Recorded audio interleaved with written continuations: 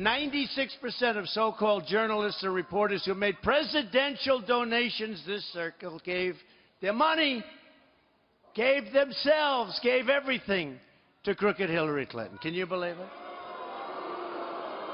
They even want to try to rig the election at the polling booths. So many cities are corrupt, and voter fraud is very, very common.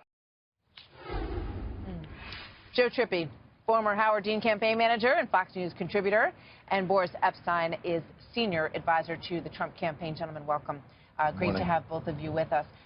Let me swing over to you, Joe, first. In terms of these charges of a rigged election, is it true, A, and B, does it get him anywhere? I think it gets him someplace with his supporters, gets him to the, make sure you get to the polls, but I don't think it gets him anywhere. He may have a point with some of the contributions that reporters have given. I mean, that argument. Yeah. But the rigged fraud part is just nowhere near reality. Boris, sometimes he argues that the polling centers are rigged.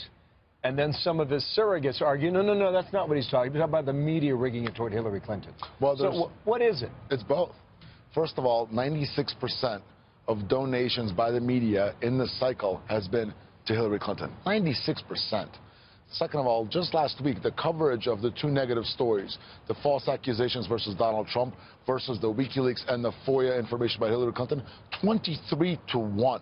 23 times coverage of Mr. Trump's negative stories versus Hillary Clinton's. Now, on the polling, on the voting, I was on the McCain campaign in 2008. Right here in the state of Nevada, most of the Dallas Cowboys offensive line and the starting lineup really was registered to vote here fraudulently. Look through Pennsylvania, Colorado, where dead people supposedly voted, Virginia, and just the fire. Well, they can't vote because they're dead. And then hold on, Joe. And then in North Carolina, you just had the firebombing right now of the GOP headquarters. That's voter intimidation. Voter fraud has many faces to it. It's voter intimidation, it's voter registration fraud, and then it's actual voter fraud. And now we also know from the Washington Post, that non-citizens have been voting in this country. Yeah. So yes, both of these issues are true. It's a legitimate concern for any American. Everybody wants our election system. It's the bedrock of our democracy. Yeah, it has to be as clean as humanly possible. Yeah, so this is how clean it is. Study of all elections since 2000, over 1 billion people have voted. 31 cases of documented voter fraud. Study by who, in the United States. The Brennan Center, which is a known left center? No, like there's not a single study on voter fraud out there, unless it's been from the Pew study, the Washington. I just cited the Washington Post. No. The Pennsylvania report alone found 700 instances. Is like. Are you arguing that there were 30 or 31 votes in total? No, 31 documented cases where. But the cases involved how many votes? Not that many. It's just this is a very rare thing in this country, and that's what I think is wrong. Look, I think there are legitimate questions. I think Boris named off a couple. I mean, the contributions, coverage, those kinds of things. If you want to talk about that, I think Trump can go to town on it. But to insinuate and tell people that this election is being rigged and stolen at the voting booth, these states, Ohio, Florida, they're run by Republican Secretary of States, Republican governors. Well, we're talking about other states like Pennsylvania, Colorado, Virginia. Oh, so it's only happened in the Democrats. No, it's happened in Ohio. Here's the issue. I don't understand why the Democrats are against integrity of the election.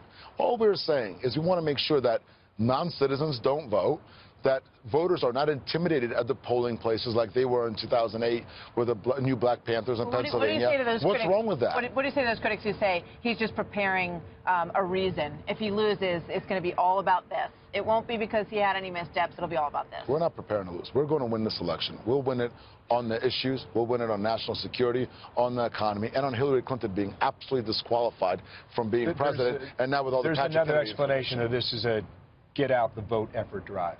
Is there truth to that? Well, we obviously want as many Republicans, independents, as well as Democrats I get it, to but vote. Is this part of the strategy? The strategy, Bill, is to make sure that there is integrity in our elections. And that's what Mr. Trump is talking about. But it's also to point out that there has been rampant voter fraud all over this country, in this state, in the state of Nevada, in Colorado, in Pennsylvania, in Ohio, where they have same-day voting and registration, rampant voter fraud by Acorn in 08. And since they bust people from Illinois to Ohio to vote. What about the journalism argument that journalists should not be supporting and giving money to any candidate? I'm not sure.